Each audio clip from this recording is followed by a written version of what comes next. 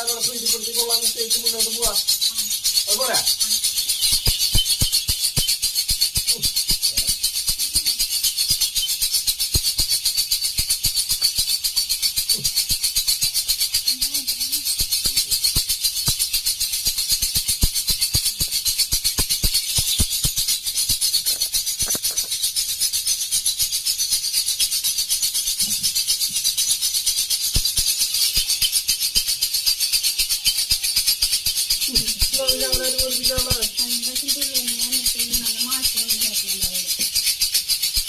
അപ്പൊ നാം ഉറം കൊണ്ടിന് നിശ്ചയിക്കാനായിട്ടുള്ള പരിഭവം പൊരിപ്പിക്കുക. പിന്നെ